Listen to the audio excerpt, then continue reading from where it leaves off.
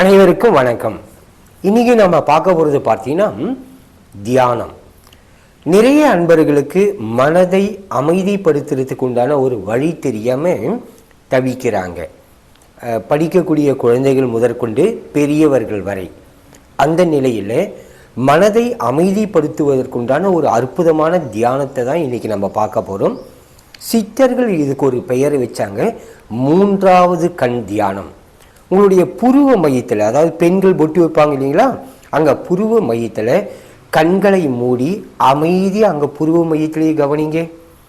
கண்களை மூடி உங்கள் புருவ மையத்திலேயே மனசை வச்சு கவனிங்க.